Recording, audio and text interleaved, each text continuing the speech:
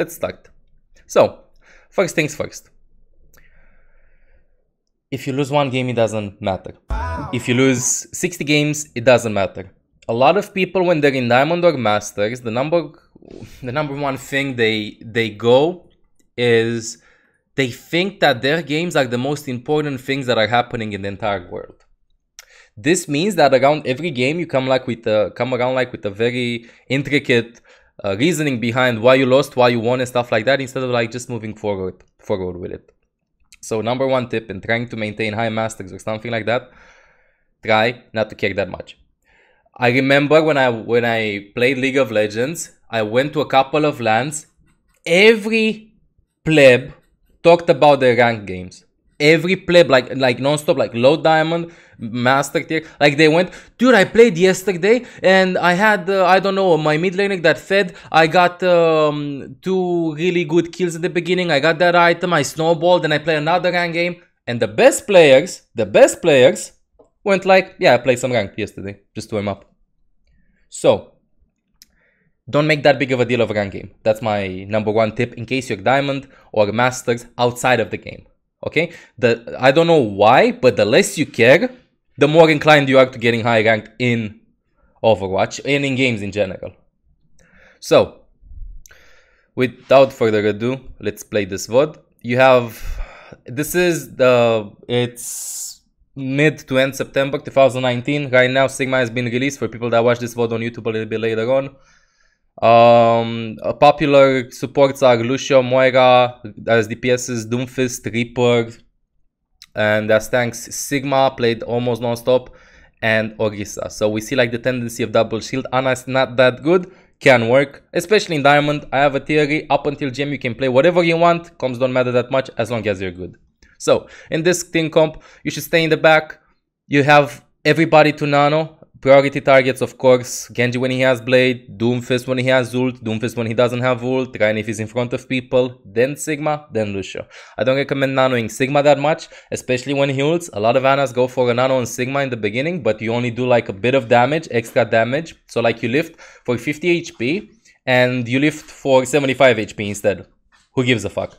And then when you slam, it doesn't increase like from 50% max HP, it does increase to 75, it stays to 50%. So with a nano, you're only increasing 25% of extra initial damage from Sigma's lifted ultimate, and like one left click in the air and one left click on the ground. So in my opinion, it's not that worth to nano Sigma, unless you want to save them or you're in a 2v2 or stuff like that. So, let's continue. By the way, in general, if Ana is not strong in a meta, Ana has not played that much. I mean, if Ana is not a must pick, Ana has not played that much on King of the Hill, just because the map is quite short. She benefits on medium to long range, and you might get hard focused. So, I know you said, don't tell me go Moira forehead, but for people that want to have easier games and just win, go Moira. Okay, this will have comms. So, this will be the first VOD in which I will insist about comms and what you need to talk. Okay? Finally. It's exactly, because like we had replays and I had no idea what people say. And also in addition, it's very good that you mentioned that English is your third language, which means that you're not that confident in it. You just wrote that, like you're not confident in speaking English. I'll tell you some basic call-outs that I did also in the beginning, okay? And before like I got my English to bronze from wood tier.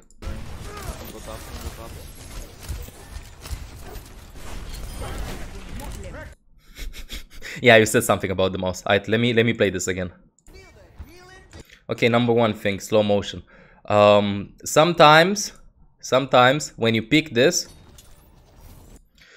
you picked before the Sigma. I know it's small, but try to pick after Sigma shows himself. There might be a widow here waiting. Second, always when you have a shield in front, you don't have anything to do, try to look up in the sky over here, because there might be a Pharah Mercy, you might get a lucky sleep dart, or you might get a lucky shot. Like this corner, wait for your tanks to come in and then check the sky if you're playing Ana. If you're playing Moira, don't give a fuck that much.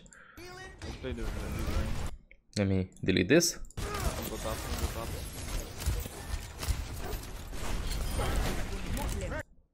Okay, so far.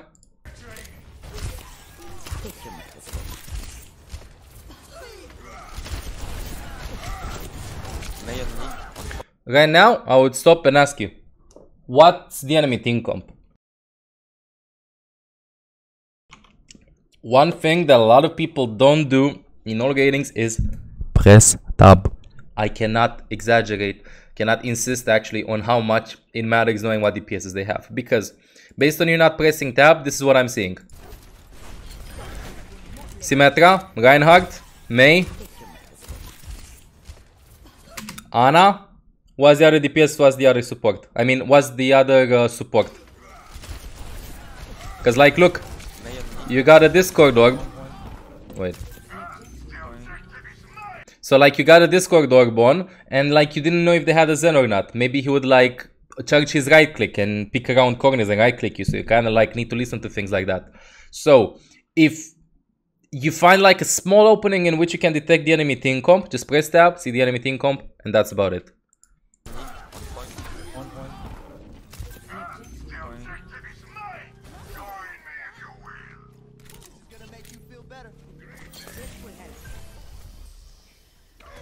Nothing to insist upon this fight. Your team went full YOLO. Your team had a lot of pressure. The reason why your team won this team fight, in my opinion, is because you had a Lucius speed boost. They had Ana Zen, so they lacked reaching here, and you could just like throw all of your cooldowns inside a choke, inside a corridor. So that's the reason why, tactically speaking, you won this team fight and it went 1 by 1. But one thing, like I saw you a little bit confused here. You're thinking where Ryan is. I know you're confused. Just punch this. Punch this because you might get low and you might want to drop over here instead of running in the back. So punch and destroy this because you had nothing to do in this case. Just a little bit of extra action. Also, to completely avoid dying when you take this early team fight, if you don't have an opening to nade or to heal somebody here or here, you can use this to LOS them, right? So like hug more the left side. Especially when you don't know what the enemy team is running. Maybe Sigma drops his shield for 1 second and you get right click by Zen. You know? So like always be aware of things like this. Like over here, see, you try and go for a nade. Like you heal up the Doom, you go for a nade. I know your mouse disconnected, but you can still walk to the left side a bit. You dodge the fire strike there. See, same thing here. You stood 1 second, you could break these fences with a melee.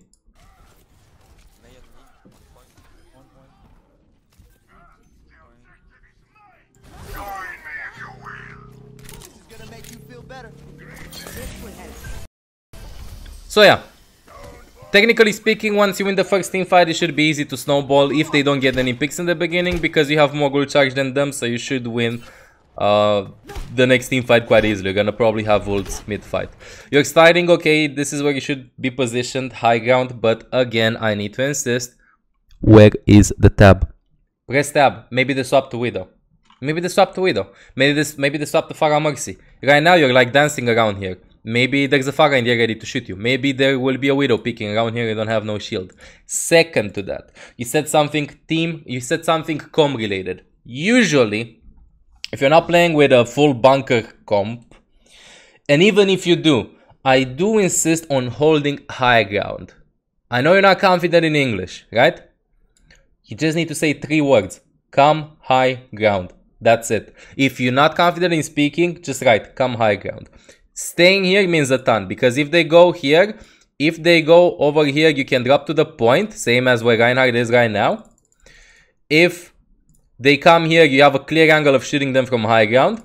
And if they go on high ground over here, or if they go inside the kitchen over here, like the 2 entrances on high ground, you already have high ground. If you don't hold high ground in the beginning, A, you lose positioning advantage, B, you lose a lot of pressure onto the enemy when they start walking in, because like they need to shoot on high ground and you just need to shoot down, so the shield will probably be harder for them to shield. C, considering the fact that usually when the enemy team doesn't run with a Lucio, high ground is your best friend, because even if you stay on high ground here and poke them, you can like have the Lucio can get them across with speed boost quite easily. If not, you have easy anti-nades. So overall, your positioning is very good here. Like you can stay here, you can nade them here, you can nade them here, you can even nade them when they walk over there. This is very good.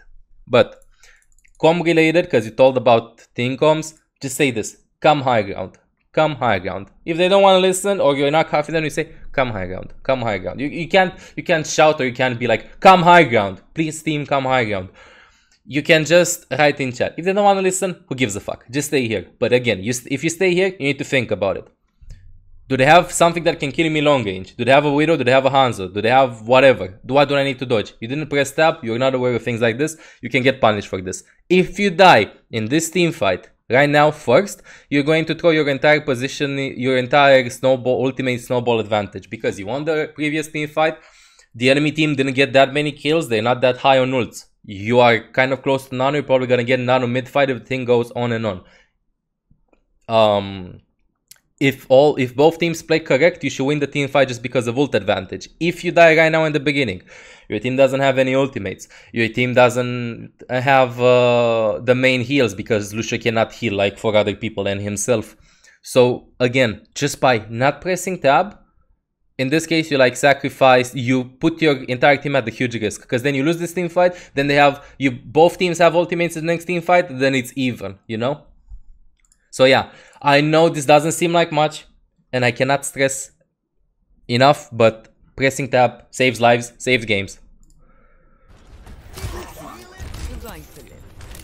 Nice, you press tab here. Okay, good. But up until that point, maybe somebody picked. If Ryan had enough time to be here, maybe somebody else had enough time as well. They have Symmetra in May, so this is good.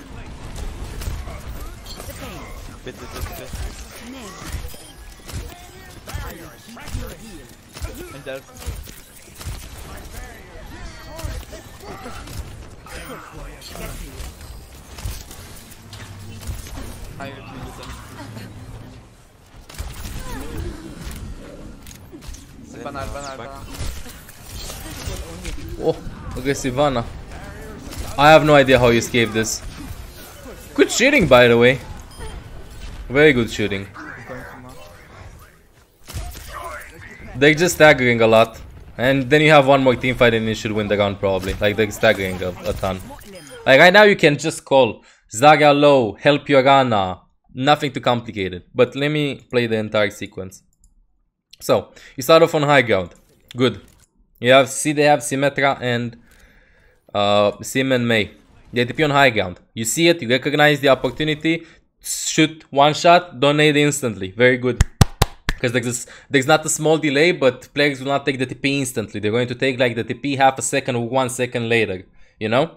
So you could like wait, shoot once to do damage to the TP. Maybe your teammates are going to shoot it as well. Throw the nade. But then you do something very weird. You walk again in front when there's a May here. You being in Diamond, so you being in Diamond save your life. If this would have been Masters GM top 500, May would just place a wall behind you. You would be forced to drop somewhere here or here, but you would be frozen from like the distance of it. You would just be frozen. Right click, you're dead. Your team is going to lose. Whenever you're this close to the enemy, I would have like kited back and dropped and played from over here. Okay, this way I can see them like very easily, like over here from the left side. Because like right now you walk in front and May literally just ignores you. I know that in this case you probably like took a risk, but still, like she turns around and then she doesn't even look at you, like she's just oblivious. So just be safe. Like in any second she can hear your shots, she can see your shots, she can just turn around, start freezing you. You do one heal, so whatever, you're gonna die. Number one priority, stay alive. Just drop to the left side, heal your Reinhardt up. You have a very good angle on the left side, like a very good angle to heal your teammates up. You also have sleep dart if she contests you. Anyway, good sleep onto the Rein. You're doing a lot of multitasking. I know it's Diamond, but yeah, you're staying too scoped in here.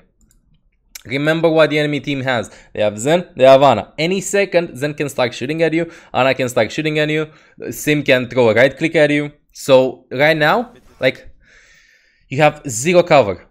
Okay? So like, you do one shot, you do the sleep. Now look at this. I know the Sigma shield is here, but the enemy has like this much angle to shoot you and get a kill. You constantly need to move. Players will always like take advantage of things like this. Right now, like again, look at the Zen. Look at the Zen over here. He just, like, you don't have a nade. If he headshots you once, this corridor body shot, dead. Literally. Maybe some trash damage from Zarya, you don't know what the fuck is going to go on. You can get slept by the enemy, Ana. A lot of things can happen. So like, you're doing very well at, mechanically speaking, you're doing very well. But you need to be more aware of what the enemy, where the enemy is, what the enemy can do to you. Like, you understand the mechanics of the hero so far, from what I can see, you understand how to play, be proactive, but you need to pay more attention. Like right now, this doesn't require you staying scoped in. Your teammates are standing still, the distance is short, and they're not even that low to make sure that you hit all shots. Just jump, move constantly. I'm not saying drop into cover. I'm saying just move constantly. You picked on staying on high ground. If you would have dropped to the left side, as I would have said, you would have been shielded from over here with the wall. You know, like there's a wall over here to the left side that can like block the vision to main. And you can just like walk into the enemy kitchen, so to say. And like over here, just jump, unscope shots, and move constantly. Also, there's one more thing. Like, see how many shots you did? Look how many shots. And now you start moving. You would have gone, if you would have been in GM, dead. Like, you do 2 scope 10 shots in the open, dead. Then you drop into cover, good. Then now you're isolating yourself from over there, you recognize some threats. Do 1 shot to Diana. Genji requires healing behind you. But see, because you drop from high ground and did stuff like this, like... Look. I'm a hopping custom game. 1 second, okay? And I'm gonna try to show you.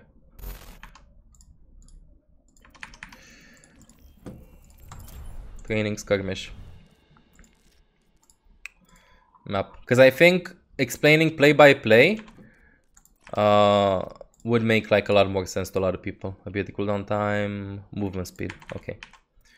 Movement speed, modes, skirmish, modes. Control. First. I hope it's the first one. Traveling to Nepal.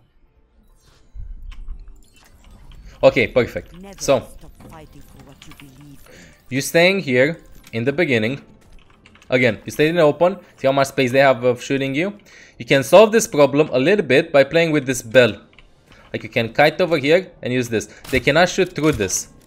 They can shoot through this though, but it's quite hard to aim and it can like block your head from main. So instead of like healing them up like this, you can just walk over here, jump and heal them up like this. You have like a bit of cover. Number 1. Number 2. What I said was they TP here, shoot once, do unscope shot, nade, then start running back or drop to the left side. Your team is over here, the enemy team is here and over there on your teammates.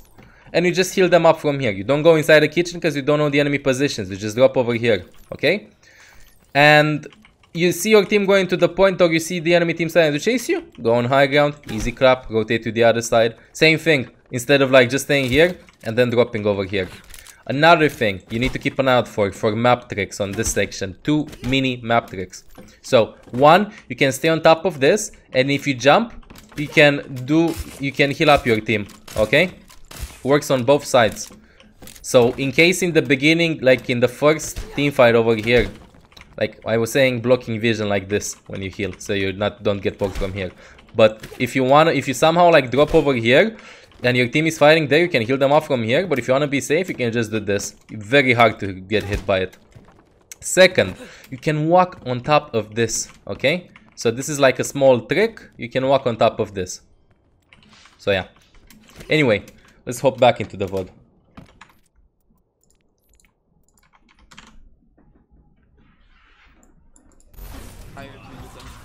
Help Ana. Kieg Ana. Good sleep onto the Zarya.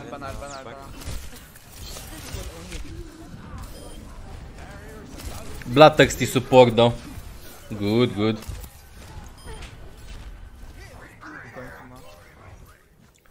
Zarya high ground. Kill the Zarya left side. Help with Zarya.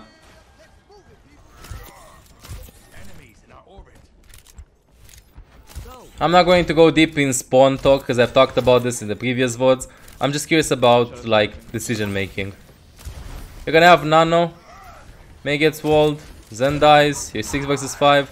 Wonder if you invest the Nano. It's 5 versus 4 in the advantage of your team. 5 versus 3. You're holding your Nano. You understand when the team fight is won. Nothing to add.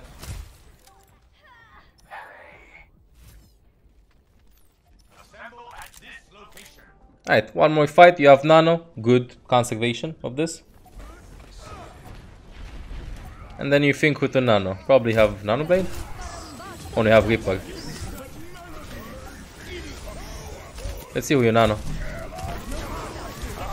Very patient with the Nano. No need to drop here, by the way. No need to drop. I know you got the adrenaline rush, but there was no need to drop. Dude, overall, mechanically speaking, you're very good, very confident. But, here, voice chat. Voice chat, voice chat, voice chat. Again, I know you said you're not comfortable speaking English. Let me break this down to you as simple as possible. If you just talk and act like it's normal, although you sound funny, nobody will care. Nobody cares what accent you have. Nobody cares if you barely speak English. Nobody cares. Literally. With all due respect to everybody that doesn't want to use voice chat or stuff like that. Nobody fucking cares. They appreciate the fact that you give out callouts. Of course, I'm not saying that you're not going to have dicks or stuff like that. Like I'm not saying, but if you let yourself influence, if let's say you say Zarya low behind and you're a 14-year-old, and then somebody goes like kid, if you show yourself affected by it, they will continue and you're gonna have a bad experience. If you just maintain your same level of composure, just do your job, then you'll be fine. If you have any problem, mute them. That's it. Just mute them. Again, dude, like I've said this over and over and over again. People made fun of the way I talked. I give a fuck. Eventually, I just understood that, let's just say that I envisioned it like this. Dude, if I really want to win, I need to talk. I need to give out basic comms. That's what I need to do. If you don't want to do stuff like that, easy clap. Or, what you can do is, in case you're very nervous, okay? So wait, let me try and go maybe in a quick play. You know what you can do in case you're very nervous? Very nervous. I'm gonna show you. Up until then, I know we're going to take like a... Bless you, then. I'm going to take like a different route with the VOD review. If you don't want to see this, you might want to skip. But I just want to hop in game and show you like the practical way of slowly but surely using voice chat. Meanwhile, we can take some questions if you want. So like, if I would start playing right now Overwatch or any other game, this is what I would do. Tell Denn chat says bless you. Then can see. And then happily. Okay, look. This is what you do. You hop in voice. You're in a duo. Mute. How the fuck do you mute? Is this how you mute? You go like mute voice. Mute. You can't, and then you start. Hello team. That's it. Nobody can hear you. I mean, they can hear you, you can't hear nobody. They might say hello, they might say ha, they might say whatever. If you can't stand even the pressure of people writing in chat, easy clap. If you start winning and you feel like the team plays with you, you can try to unmute. You can try to unmute the players that you feel like are going to do something with you and play with you. Right? Like, I know that, I'm sorry for leaving, but I know that a lot of people when they hop in, they go like, yeah dude, the most forehead advice, just mute them. Dude, I'm not even saying about muting them in the beginning. I know, it's probably anxiety, it's the fear of being judged, it's... You just want to have a good time and, I don't know, you're... whatever, you just get made fun of your voice, either because you're a kid, because your voice sounds in a certain way, because you pronounce wrong words, or you pronounce them wrong, forehead, or I don't know, the same thing as in I'm a girl, and when I talk, people pick on me. I know, I'm aware of the problem, and for people that do stuff like that, with all honesty, fuck you. Like, with all honesty. I know, because Denn played also, Denn played solo, Denn talked, Denn was made fun of. I know the problem. Like, I'm completely aware of it. If you want to be high ranked, you need to overcome that. You need to talk basic. You need to do basic stuff. If you're, again, afraid of getting judged, afraid of whatever, there's something, just mute them in game, but talk. Mute, but talk. If you feel confident in yourself. Because other people go like, I saw somebody in chat going like, yeah, dude, but you play, and then when you lose, they start flaming you. Right? No problem. Problem solved if you just mute them from the beginning. If you stomp them, you have 5 minutes on King's Row. You can just unmute them and say, hey friends, how's it going, bro? You know? Like, there's a different atmosphere. Like, this is, if I would play any other game, this is what I would do.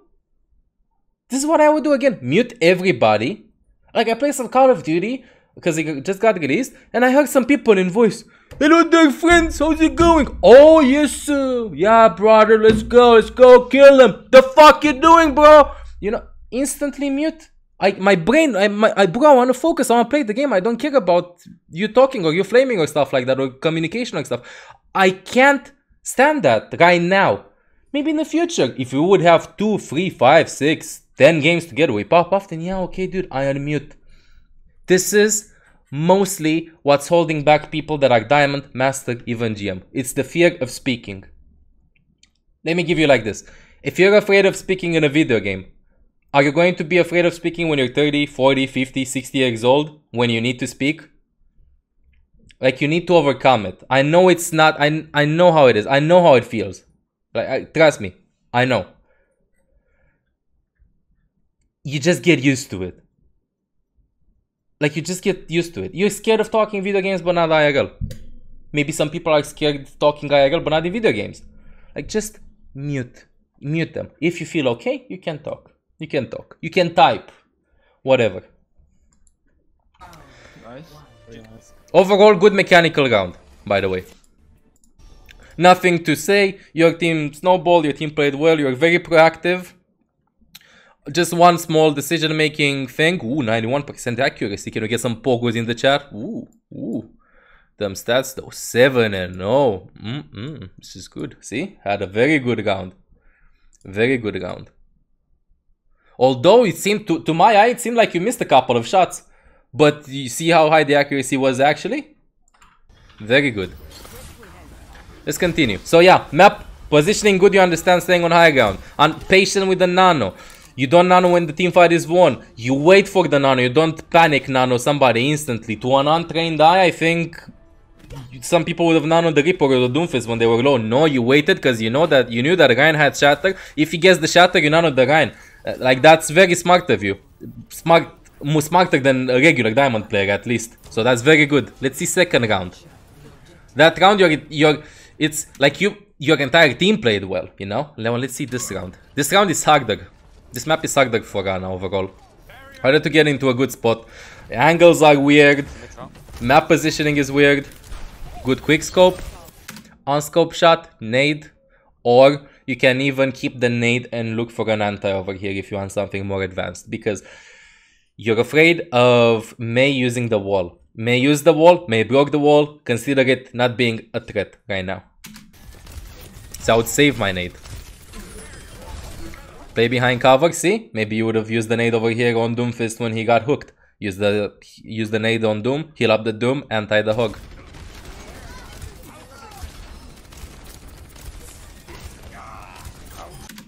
Again, this can be solved with communication.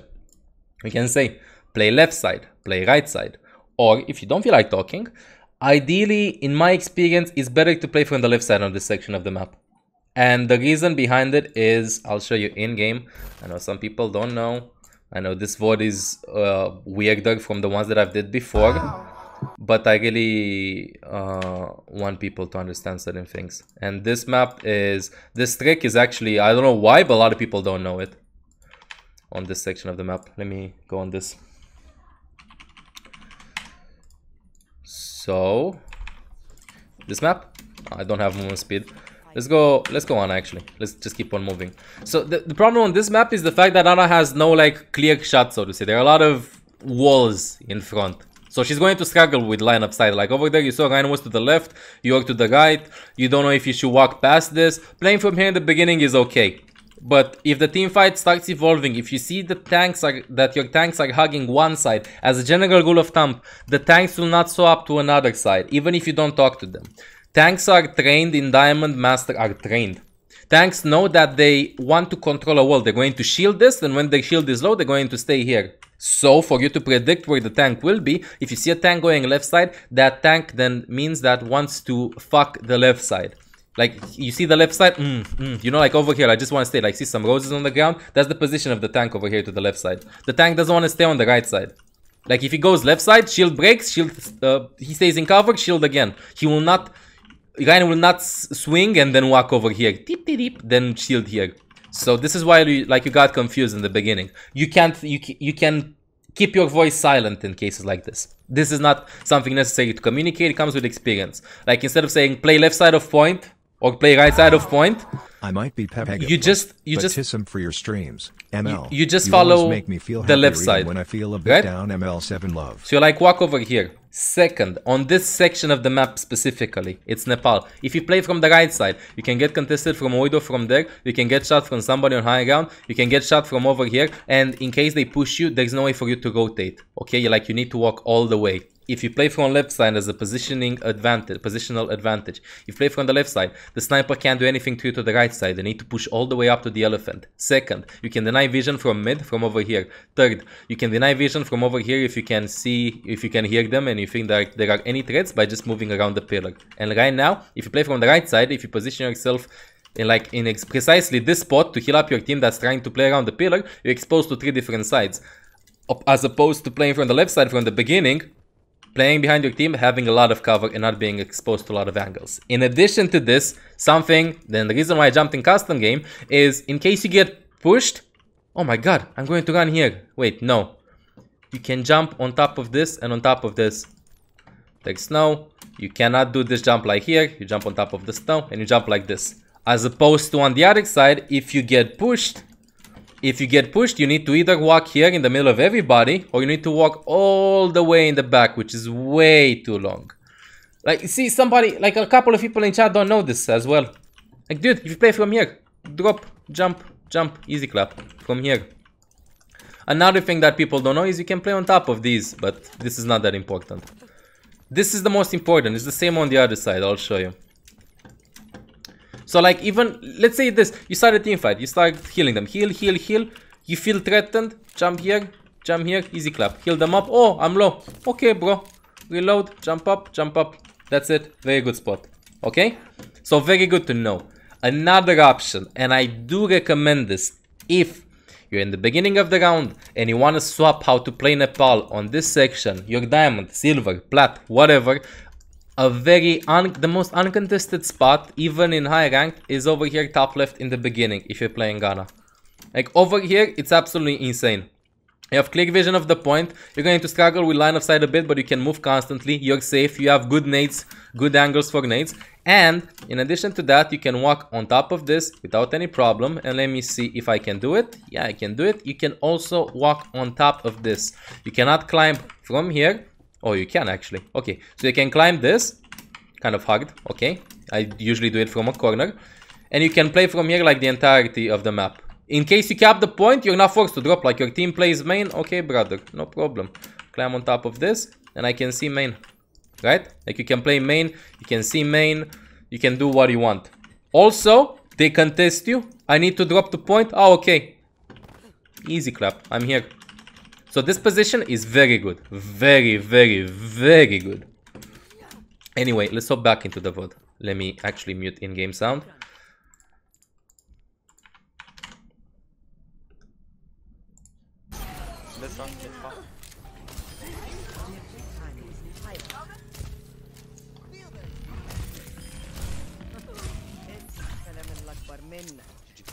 We're on speed booster, right?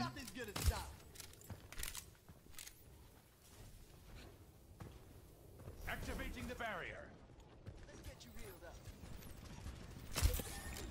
The reason why you generally want to play towards the elephant is because you can look for easy nades in the beginning. So this position is good. I see you trying to look for an angle onto the nade, but then again you're exposed. Be careful. Orisa can pull. You saw the pull, but maybe they would have pulled you. Look for nades, for example. The shield is going to break. You can look for a nade, or you can even try and sneak a nade over here. No shield. You were aware. Hog was here. Shield was about to break. Good nade onto Hog.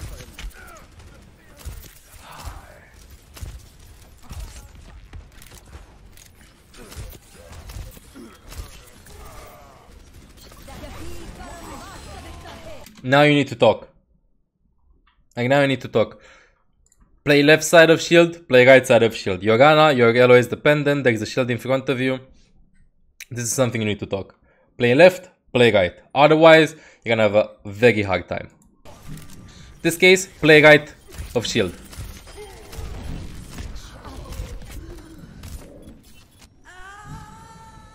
I think you jumped yourself there. I'm not gonna play that back, but I think you killed yourself there. The fight would have been lost. Nah, I think you could have kept the Reaper alive, maybe nano him, maybe turn it around. Yeah, we're not gonna talk about that. It seemed like you wanted to reset, you thought that the team fight was lost. Understandable, it happens. Or you thought you got booped. Or you just did a mistake. I'm not gonna insist on that. Like, you're very proactive, dude, even for a Diamond Ana. You're not the heal bot. This is how you should play Ana. Like, you're not the heal bot. Good angle for a nade in this section. When there's an Orisa shield placed here, you can just try to aim it above the shield there. Usually it explodes and antis the Orisa. Right now. Right now.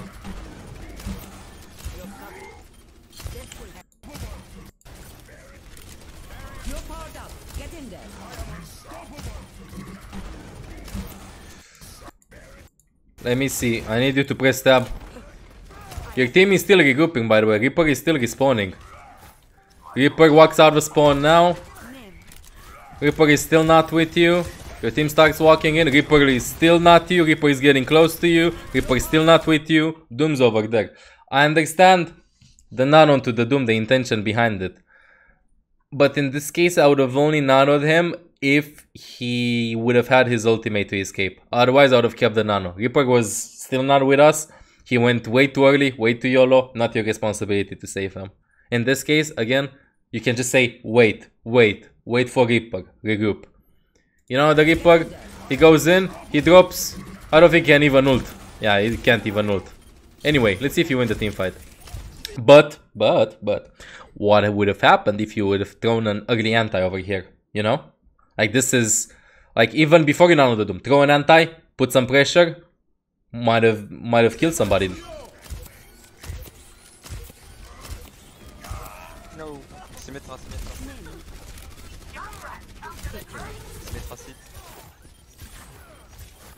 Good dodges.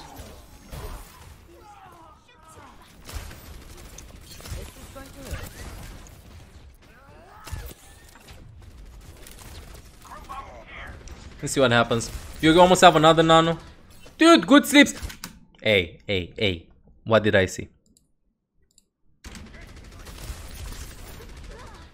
Why are you a zoom and you teabag?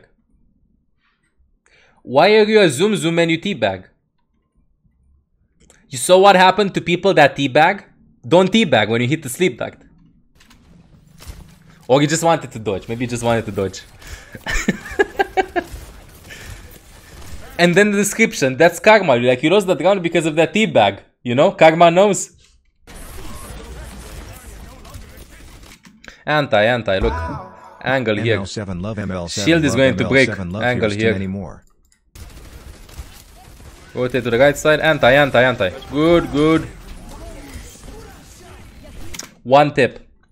When you hear Hog cast the hook, you can throw the sleep dart instantly at him. Like, you hear the hook, just throw the sleep dart. Like over here, when you throw the sleep dart, you don't want to aim here. You want to aim over here, like right at the edge of it. He connects the hook, and then he needs to run into cover over here. So a lot of Anas will just throw the sleep dart here, but you need to throw it like to the direction he will try to get cover to. When I hear the hook, I throw the sleep. No discussion. I hear he got confused. Hear the hook, throw the sleep. He would have probably died. With all due respect. Against Symmetra, Ana is insanely hard. So your team needs to play in Orgelos. Wow. Fight is lost. Wow. Yeah. Just Symmetra. Like literally. Just Symmetra. 2 team fights were lost because of Sim's ultimate. And I'll tell you how you can win against it.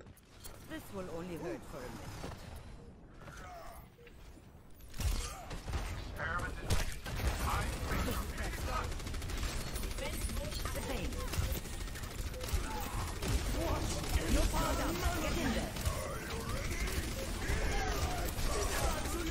Yeah, Ryan can't do anything. Literally superior team comp advantage.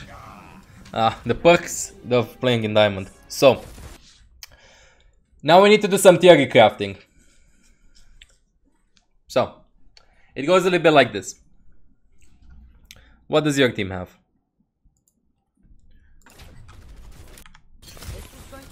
Let me see, let you press tab.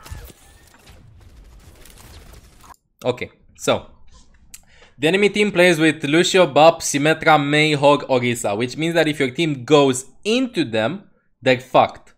Like, they die instantly. They're going to get walled off, they're going to get zapped by Sim, who's going to destroy Symmetra's turrets. Like, who's going to do anything? Your team is playing a poke-centered team comp, which means that they want to prolong the fight as much as possible, poke them out, then go in.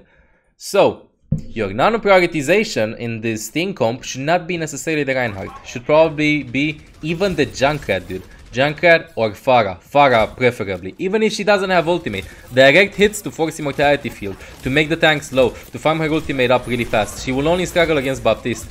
Because if you go into an even 6 versus 6 slow teams, they will win it clearly. They have more CC. They can displace you without any problem. They can freeze you. They're tanky as fuck. The only way you're going to win teamfights is if A, they overextend, which they won't because they all play together, as that's the team comp, everybody stay together, and that's the meta right now. Or B, you need to insist on inflicting a lot of damage before the teamfight even starts. If you walk in front, you start a 6 vs 6, you nano the tanks, against the Symmetra and the Mei, then Symmetra will use her wall. You need to win the teamfight before the teamfight starts against the team comp this suppressive. Usually, when you feel like you cannot do anything with a hero, let's say you're one-tricking Widow, okay? This is the best example. Let's say you played in Goats meta. For people that are unaware, Goats meta was a couple of months ago, was played 1 year a lot in the pro scene. Maybe not everybody knows. It consisted of triple support, Lucio, Zen, Brig, and triple tank, Ryan, Diva, and Zarya. That team comp stayed together, and it was the strongest team comp in Overwatch for over a year. And let's say you were a Widow one trick in GM Octa 500. The only way you could win against that team in a 6 vs 6, you playing Widowmaker, is if you kill them before the teamfight even starts. There are two vast concepts right now of let's say hero of meta in the last couple of months. Not anything in between. You have either this is the point and the team plays on the point, or you have this is the point and your team pokes around the point. If your team overall, if this team is very good, they will dodge all the poke, heal them up, and somebody is eventually going to make a mistake trying to go for a risky kill before the team fight starts. If both, usually like right now the meta is both teams play this and try to go head to head and see who's mechanically better and team wise better. They play grouped up together. In this case, your team is this. This is already starting to get more advanced overall. What you should do is you should look for aggressive nades, nanos or sleep darts, nanos on somebody that helps them damage them before the team fight even begins. If you start the fight everybody full HP, you will lose. This is why you said that I felt like I didn't get any value out of nano. Yeah, that's why. They all grouped up CC, no problem. Like over here, by the way, like, see, this was a mistake by a Hog. Sleep Dart on Hog, you can make this a 6 versus 5. You have beat. You can even nano somebody, and you can nano the Junkrat. You can nano the Fire right after. You can win the team fight before Sim presses Q. If you engage them in what you consider an inferior team comp, if an inferior team comp fights a superior forehead comp, then the only way you can win is by removing that inferiority of your team comp by mechanical play, by changing your play style. Overwatch, we view it as a traditional army thing, you know, like in history. You have one army, you have the other army, slap. They walk into each other, they stab each other, they shield bash each other, whatever. It doesn't have to be like this. When you understand that the game is more than smack, you're going to see that it's more like tickle from here, zap from here, like be more intelligent with it, you know? And this includes you playing in ranked. Why do you think whenever I play sometimes, you hear people go like, why did you nano me, or stuff like that? It's because I'm aware in the fact that in a clear 6 versus 6 our team comp is shit. We need to do something. We need to create some space. You need to poke. I know that maybe a nano onto a Farah in this case when she doesn't have ultimate doesn't fucking matter. But one direct hit, 120 damage plus 50% of this. Maybe combine it with a Fire Strike, with a Biotic Nade, with something else added. You know what I mean? Like, even if it doesn't seem much, 1 or 2 damage boosted rockets might do the difference in the team fight. This is why. Number 1 so far. 1. You need comms. How the fuck you write communication with double M? Double M, right? Communication. Yeah.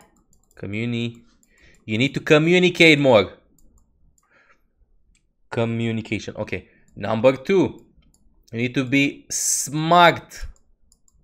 And this is why there are some Pepega players that barely hit GM. Smart for you. Not... Wait, so you can see. Okay, good. Smart for you, not for others. This is the difference, dude. There are... How many GM players have you met in streams or literally games and go like, yeah, well, yeah, they have Sigma Orisa, we don't have Sigma Orisa, we're going to lose, and stuff like that. Bro, be creative. Everybody bitches about one tricks or stuff like that, right? But, like, you can play around it. If your team comp is clearly inferior to the enemy team comp, especially in lower rating. I'm not talking about top 500 or top 0.01% of the game, where obviously there are team comps that you can't do anything to them right now, because that's why everybody's complaining. I'm talking about Diamond Master, even low GM or low top 500. You can get away with whatever the fuck you want, as long as you understand your win conditions. If both teams are equally with the same team comp, same ultimate, same everything, depends on who makes a mistake first. If nobody makes a mistake, depends on which team communicates and uses their combos better. If nothing happens then, and they don't do anything good together, then it matters on their mechanical skill who carries, like just barely then. But if you're playing in a clearly inferior team comp, you're struggling against Symmetra, Ana's bad against Mei usually, Ryan Sigma into Orisa Sigma, Mei, like bro, you can't do anything. Understand the fact that the way you use nano will not be the classical way of either nanoing a Doomfist that goes in, swapped afterwards, or nanoing a Reinhardt that will charge in. Clearly, it will not work. It will not work. Wow. Like, you need to be more intricate, more like finesse things, and this is why I insist. Like, a lot of people come in chat and go like, bro, I'm in Master, how do I climb? You get smart. Like, I know it sounds as forward as possible, but try to view it differently. Maybe in your head, look, something like this. Maybe you do with Reddit Lucio, and in your head, you know that the Lucio can 1v1 the Baptiste. Maybe in your head, none of the Lucio. You make the fight 6 versus 5. You might discourage them and go like, what the fuck, none of the Lucio. You know, like add cluster or add clutter to their I don't think that's a word. Anyway, annoy them in their team comms, you know, like try to distract them by just not knowing the Lucio. Maybe you get a kill, maybe you like try to, like, just be creative, dude. There is no wrong. Look, final rant about this. If let's say it is inevitable that you're going to lose a 6 versus 6, who gives a fuck if if you find a different approach to it. For example, let's say you're falling off a cliff. I can't find any other analogy. You're falling off a cliff, you're going to die. It's clear, like you're going to die, bro. You can't do anything about it. But what if, instead of you screaming, you show your middle finger to life? Or you show your middle finger to somebody else? Or you rip your shirt off? Or you scream something? Understand? Like, what if you add a different approach? In this case, it's clear that you're going to lose the team fight. Who gives a fuck if you nano somebody else? It's clear you're going into a lost cause. Nano somebody else, and maybe life will wake up in that case and go like, no, you know what? Fuck you, you stay alive. Maybe that happens. What do you have to lose? You don't have nothing to lose. Like, this is already when you need to, like, this is the rating in which you need to think more about how much value you can get out of nano usage and stuff like this. By the way, I'm very happy that I didn't know the guy in here recognized that the team fight was lost. You're very good mechanically. You know when the team fights are won, when the team fights are lost. You understand sometimes who to nano, sometimes... Duh, we're all here to learn. Not everybody knows everything. But overall, like, you're a very good Ana. Go see Morisa. Good! You're writing in chat. You're writing in chat. Good. Like, you don't feel confident in talking, you don't want to try the method that I told you. It's good. Write in chat. Anyway, let's see. Go sing Morisa and your team swapped. Bravo. Go. I'll keep you here. Go to the right side, good angle. If you go to the left side, you don't have a good angle for Ana, so this is very good in the beginning. You know the positions, by the way. I can say that you're watching streams. Oh. Brother. My bro. What does the enemy team have? Mei, Orisa, Hog. What's the other DPS? Headshot! They have a Widow. You know what I mean? Like, understand the enemy team comp before you even peek. Then you walk here, you don't even see the Hog. You go like, I reload. I'm playing Ana. Hog! You know? Nah, you wanna be flawless. This is the wall. You go like in Call of Duty, you know, in Call of Duty, like you can like incline. This is how you want to do in Overwatch as well. Like you don't want to walk like you're like oh, then you turn back, you know, like you want to turn your body around to this. So in case he hooks, you have cover until you know the enemy team comp.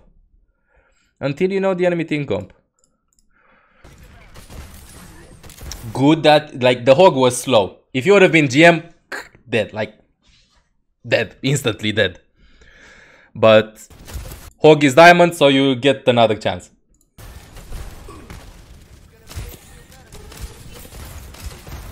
Look at him, look how risky he walked. Slow motion, frame by frame. This is Diamond, you can punish them. How do you punish them? Okay, this is something again more complicated. Then why are you smiling? What is chat becoming? Look. Wait, slow. Heal them up. Walk now. Oh.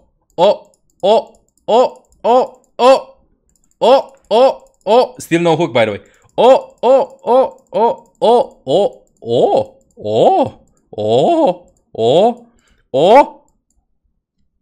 These are how. These are how many milliseconds you had to sleep like the Hog. An anti. He walked literally like you. Look how much time you had. Look how much time you had. You understand? And I'll show you. Let me hop in game. So, let me explain to you in a different voice, because this might be quite easy to understand. You can get away with cheeky sleep darts in lower rating if you learn that you don't need to hit him right in his fucking crotch, okay? So, if there's a Hog here, you don't need to pick in the open and hit them in his schlong, okay? You can just hide around the wall and literally like sleep dart him the second he like stops getting exposed. Like, bro, okay, so like understand this. If Hog is peeks this much, like, look, he will go into cover right now. I'm not going to aim at him here. I'm going to aim at him at the... Wait. When he walks into cover, I will not put my crosshair here. I will put my crosshair where he will be at the last pixel before he gets into cover so I can land my sleep dart. Understand? If you're diamond or master, this is what all of you do. You put your crosshair here. And then you miss the sleep dart. You see the hog ready to walk back in cover. You put the crosshair in the middle of him. Nah. You put the crosshair in the corner. You know, right behind, like the last possible pixel you can catch him. Because if you do it too early, you will still probably hit them. Not in this case. This was the only case in which you won't hit him, by the way. We cut this from the VOD then, okay? So, like when he walks here, you don't have any time to miss. Boom, easy. He'll walk in instead of aiming in the middle. Because if you aim in the middle, it's like, you know how I need to view it? It's like this is perfect way of peeking, of placing your cursor and stuff. Like if he guns over here to this side, you want to aim like where he's going to stop, so to say. He guns in here, he's going to get cover here. Don't put the crosshair here. Put the crosshair like it's like in a race, you know? Like put the crosshair like in the tightest corner possible. So he walks over here. Like you see how I'm aiming the crosshair? I'm aiming the crosshair where he's going to like walk. Like he walks there, I'm aiming the crosshair here. Like I'm like cutting the curve, kind of like in motorcycle races, you know? Like you can do like long curves or you can do like short curves. I'm like literally cutting through his angle. This is what I mean by placing sleep darts. I said the OOO thing because it's something that literally hit my brain right now. That a lot of you don't know where to put the cursor to do shots or sleep darts. You want to put them in an angle where it's the least amount of fuckability for your outcome, so to say. So, if you aim over here, like you see how much you have to fuck up? Like he can go wherever, like you have a lot of space for him to fuck up. Well, anyway, he goes in a linear way, so not that good of an example. But if he walks like this, like it's obvious that he's going to go there. Like here, you see how much you can miss? But if you put it here, you can only miss the right side if you place it perfectly, right when he goes around the corner. You know? So this is like what I'm trying to say. Like same over here. If your bot is going to run over there to the right side, you need to aim a bit in front of him, not in the back of him. Because if it's obvious that this bot will run, wait, I think this might be a better example. If it's obvious that this bot will run from this side to this side, you don't want to track his ass. Because you might get lazy with it. You want to track a bit in front of him. If you shoot too early, you still might hit him. If you shoot too late, you will still hit him. Because he will go in that direction. But if you put your cursor over here in the middle of him, you might be too slow and you might not even hit him. But of course, hitbox are bugged. This is Overwatch. And sometimes you might hit him although your cursor was 10 miles away. So you want to like aim ahead of his positioning. If Hog picks you from here, he will run here. So, if Hog picks you, you will not shoot him over here. He will obviously run into cover, so you want to place your cursor even here. Right? Alright, let's go back into the VOD because this is going to take fucking 10 hours. Without any lul. This VOD has the most practicability out of all the VODs that I've said that can help like high ranked people to understand and to get to GM, so to say. Like the other ones were like basic theory crafting, so to say, but this one, like I can, like this player right here watches streams, does his or her homework, like they invest time into the game, like it's obvious, the mechanics are on point, everything's on point. And right now it's like the classical, I play for 8 hours a day, 6 days a week, and I still am not in a pro team. I'm trying to teach you what you need to work on to get higher up, so to say. This will not apply to silver, bronze, gold, plat, whatever. Again, for that we have the other voice that we have done. Even I think I asked somebody in masters that also like kind of like struggled a bit with basic concepts, but no. We'll pause that probably next week. But this player, this is literally a player that at this moment, this player can be like picked up by a coach. You know what? Train. Like, mechanically speaking, there won't be anything, so to say, to work on that hard. Very good. Anyway, Hog would have died here. Like, Hog would have died here. Sleep Dart, nade. Hog died eventually. Oh, brother. Orisa can suck you. You want suck from Orisa? I mean, I'm not discussing kings, but like, look. Meow, dead. Look. Lucio, boop. You're safe here. Aha, I see. Sometimes you this can feel interesting. This is actually an interesting concept. I encounter it myself sometimes. Sometimes you're playing in the perfect position, but you think you can't do anything more and you like want to get closer to your teammate because you feel like a lot of pressure and try to do a lot of things, so to say. Like, tactically speaking, you're playing in the perfect position. You felt like you were losing the team fight, so I need to get closer. I need to be in the team fight. I need to do something. You know, like, the second you lose control of that is the second you start losing, right? So you can just stay over here in the back. This is the perfect position you can play from. Wait here. Good. Pocket the Orisa. Stay here. Don't even need to move that much. You can even walk back, play in cover, because you know there's a wall if you stay on top of the mini. You're 6 versus 5. Play back in without the field used. Like, there's no need for you to move. You're moving because you're afraid you're going to miss your shots. Bro, you have 75% accuracy. Like in the first round. Like, bro, who gives a fuck? Just stay here. You getting closer will not... I mean, it will send your shots faster, but at this range, I think that doing scope 10 shots is... this roughly the same rate of healing from that distance as doing unscope shots from here. Plus, you're exposing yourself at Lucio boops. Look at the Lucio here. Orisa pulls and maybe even May walls. Also, you don't have nade. If you would have had nade, yeah, maybe you were afraid of... you wanted to look for a short range nade because you think it's easier to hit. Maybe yeah, I can understand. But walking here, not your job to touch the point. Heal them up. Maybe Soldier would have lived. Maybe the nade would have hit 3 people over here because they killed the Orisa. Orisa was in front, May was in front, Lucio was already in front. Instead of nading the May, what would have happened? You see, like, you felt the pressure to go and touch the point and stuff. Like, it's not your job. Not your job. Anyway, wait here. He hit somebody. Sleep dart. He hit the buff. If you hear like like the sleep, like the rock sound, just go for a sleep dart.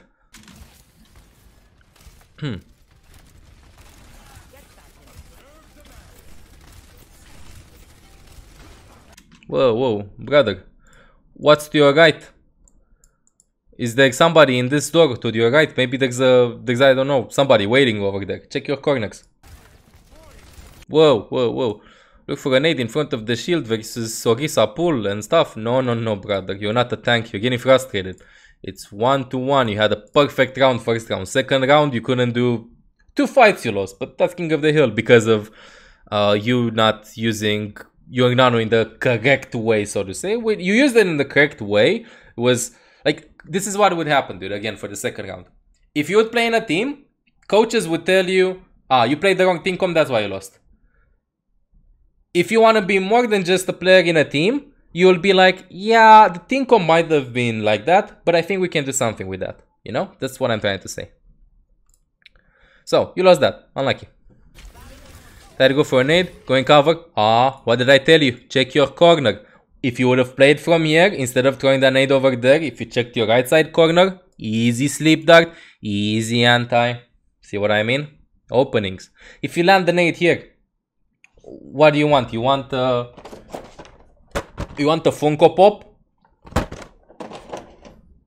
You want a Pachimari? What will happen? Nothing will happen. You land the nade, you land nade like 3 or 4 people. Want a medal? You can't rush them.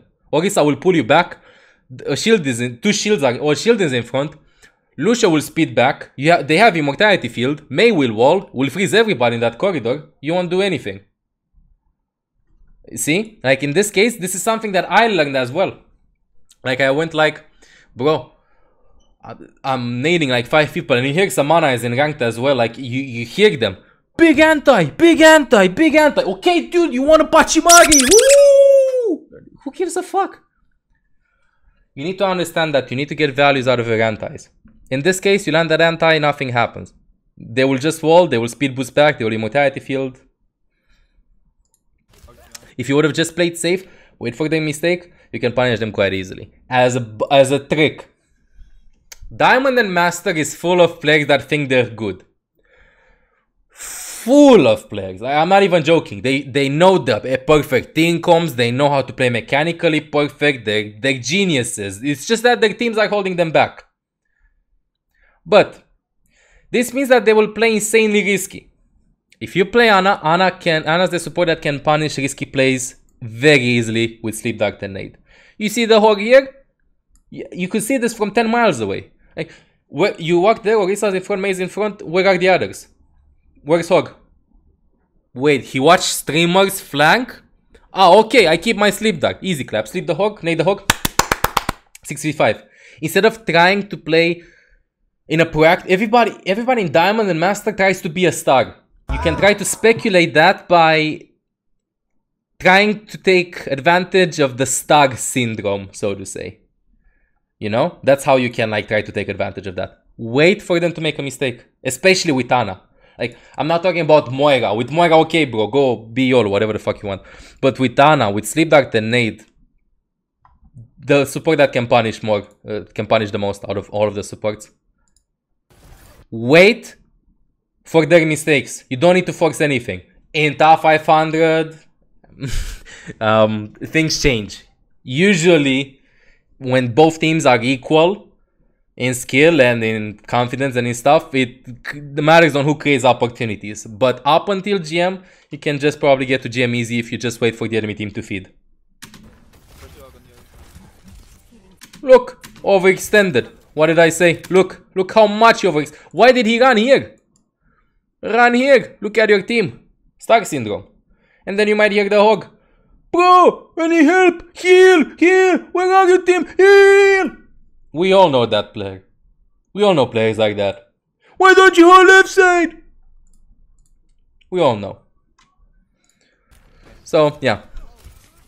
By the way, remember your nade? Apart from maybe keeping the nade for the Hog, the enemy team walked over here on point, rotating without the shield. Look at the nade even before they place the shield. Or look at the nade here. I know you're going to have it in 1 second, but imagine you nading them even here before they even touch the point. Huh? Second, you asked for Orisa Sigma against Orisa Hog. Smart.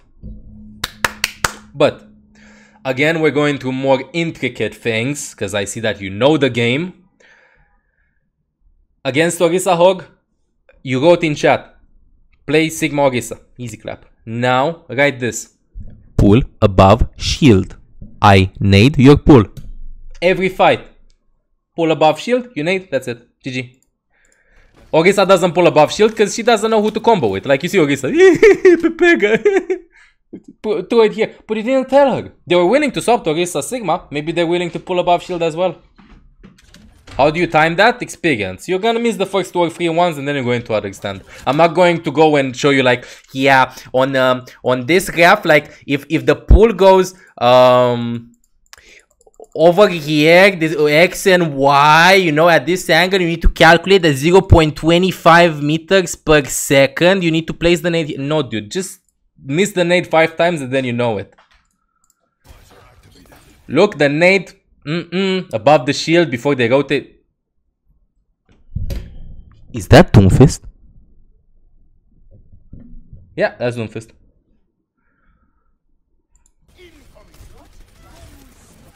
By the way, again, good positioning. Understanding that you don't need a nano because you're going to probably win the team fight. So, like, dude, you're aware of a lot of things. Like, I'm impressed.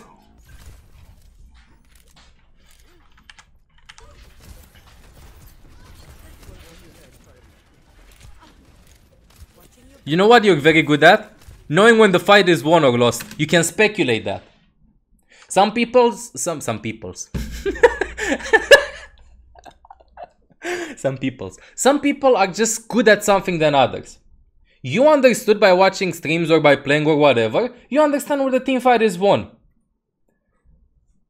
Don't use anymore. Fight is won. Like, you're already taking advantage yourself. You're already taking advantage yourself by not investing none when the team fight is won. You can take advantage by telling your team, don't use ults. Team fight is won. Easy clap. Very good. Like, it's like you understand when the fight is won or not. Now you can just say Doomfist don't push, not your responsibility that he fed. You can turn it around though. Let's wait, see what happens. Good! Smart player, not using sleep dart at that range against the Reaper, not contesting you, doesn't want to bait, wants to bait your sleep dart. Very good. Comes to you, have the sleep dart. Clap, clap, clap. 3v6, you recognize that the fight is lost. Die fast, good. Can't do, like, you could have landed a nade, but again, you want the Pachimari for the nade that you would have landed. It's good. Never Farah. By the way, up until this moment, you had nobody to nano. You asked about who you can nano. You won the team fight, so. Ah, look, bro. Look. You see? You saw that? Wait, how many? Wait. Oh, 3 people need.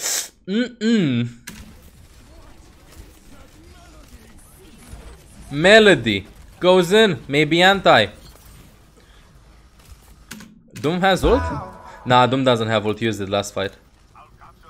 What's the point? What the fuck is this? Yeah, regroup. Fight is lost. Yorisa just pushing. Whoa. Get out. Die. Run. Monka W. Okay. All grouped up. Try to do damage to the Mei. Oh, too ballsy.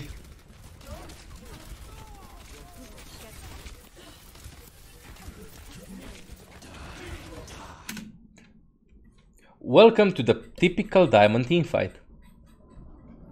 This typical Diamond teamfight could have ended a couple of seconds ago if you just said regroup or just don't go in front. Like, wait, Sigma goes in, maybe you would have landed the anti and they would have died. Doomfist goes in, right now maybe you can probably yank your crosshair up and nano the Doom. They use the wall, he might get a kill, immortality filled up, he might not go to point. You don't know what would have happened. Me personally, I would have probably either saved, if this would have been a top 500 game, I would have saved my ultimate. If Doomfist had ultimate, the rating doesn't matter, I would have nano the Doom. If I would have been in Diamond, I would have kept the nano because I don't trust my Doomfist killing people. Say regroup, wait up, and now play. Wait, they might overextend. You hear the hook, you dodge to the left side. Smart player. Farah Morty over there, 4 versus 6. Throw the nade. Easy sleep dart, by the way. Up until this point, easy sleep dart. And you walk too much out of cover right side. Like, you're in cover here, but you're still exposed. You know, when you walk here. Hit the sleep dart onto the Mei. Mei sleeping right side. Call your sleeps.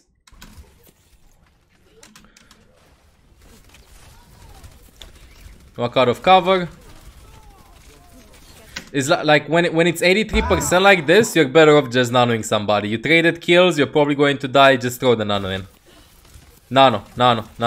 Good, saving the Mercy, good. Probably don't have time. Oh, you touched the point somehow, okay. Again, sometimes supports tend to hold their ultimates when it's 85% last fight of King of the Hill. Just throw in the nano in that case, dude.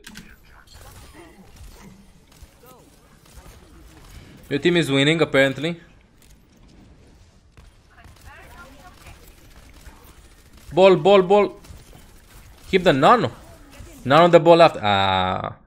What are you doing? Heh. You either nano the ball in the beginning, so he stays on point, tries to go for a rollout or stuff, or you press tab and or yoink your eyes to the left and see when your Doomfist is going to respawn. This is something that I stressed about on other VODs. Understand respawns. You know, when I played Genji one time and I waited for my Ana to come back on Numbani and I turned my face around to see when Ana can like nano me, same here. You either nano the ball that slow and he reads your intentions, maybe starts damaging them, or you just nano the Doomfist, you ink your eyes to the left side, see when Doomfist is going to come in. Doomfist goes in, can be easy clap kills. You nano the ball, he just rolls around and what does he do? If you nano the Doomfist, easy clap. Bro, how many sleeps have you landed? Won the team fight eventually. Good. Good boost. Rain's flanking on the right. Press tab. You said you want to learn how to talk. Maybe you can learn how to shot call. As in, what tools to use next fight? Is it more important to nano to keep ball alive or for Doom to kill them?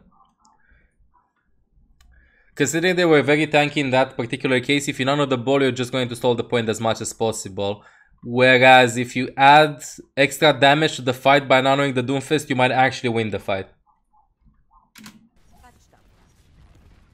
In this case, you don't want to stall the point, you want to win the fight. As a rule of thumb, extra tankiness for nano to stall points is good. If you're about to lose the game, usually nano for damage, not for tankiness. Or you nano for tankiness up until your team comes back with damage.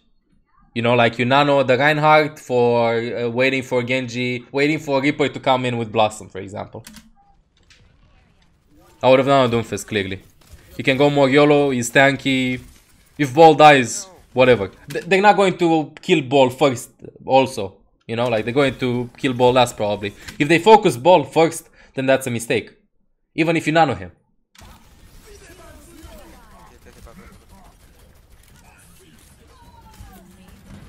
"6v5, by the way, considering the fact that you're aware of when the team fight is won or lost, you can maybe speculate by calling out numbers. You said that you're not that focused on English, you know, like you don't know English that well. I think you can count to 6, right? Like you can just say 1, 2, 3, 4, 5, 6. 6v5, 6v4, 5v4, 5v3. Then you can maybe make a little song of it, you know? Send me the song, I put it on Twitch, I put it on YouTube, we make a song collaboration together, and then I quit streaming, you quit playing Overwatch, I still play Overwatch from time to time, and then we become famous singers. You know? We can do stuff like that. Look how many endless possibilities can open if you just say number 6 versus 5. See? Like, always try, you can get something out of it. Sounds like a foolproof plan. I've thought about it a long time.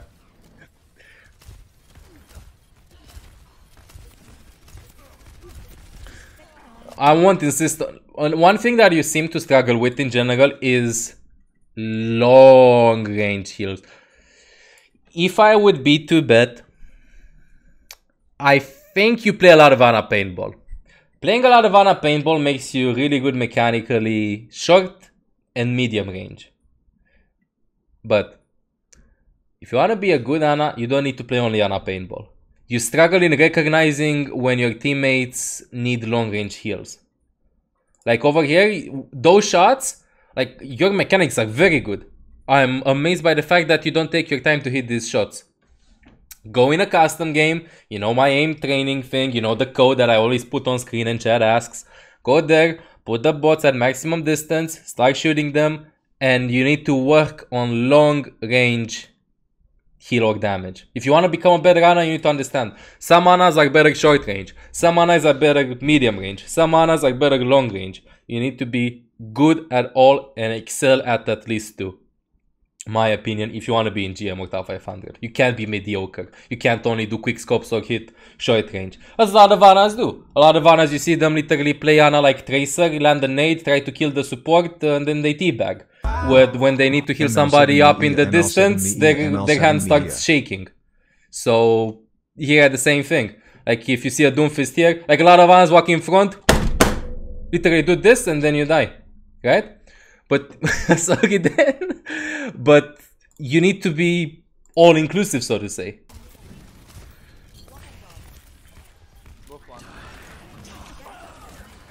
Like, see, you're walking in front, you want to be closer. Don't need to be close, you can walk right side. By the way, any second you can get booped by something. Look at the Lucio. Boop, boop, boop, boop, boop, boop, boop, boop, boop, boop. Lucia's problem here, that he doesn't recognize boop opportunities. Like, if this would have been any graded Lucia in the enemy team, 5 or 6 times you would have been in the pit. Oh, look! You can also say, Hammond's gonna boop. You're still 4v4. 4v3. Boop goes in. Ball can come back. Let's go. Another boop. Nice. Oh, ball comes back. What the fuck? Nice game. 13 sleep, 62%, 69. Good. 20 to 5. Good amount of damage, good amount of healing for Anana, by the way. Flanking. Very good. Quite on the high spectre. Especially in Diamond.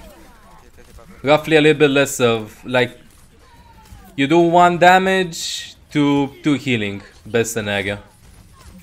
So you did less than 1 damage to 2 healing, but still good. A lot of Anas would just have like 3k maximum in a King of the Hill. You had 5k.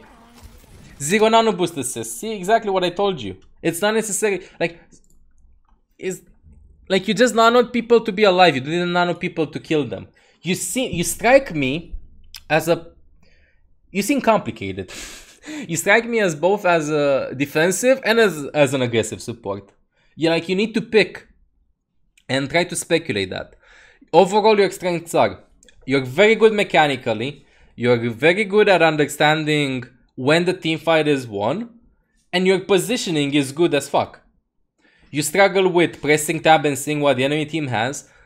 Proper nano usage, which comes with experience. Don't wait for the perfect opportunity. What you're doing right now is... Wait, YouTube, I'm just going to show you what chat is saying right now. Okay, so you understand why I'm stopping. This is what chat is saying. I'm here trying to summarize and look at chat.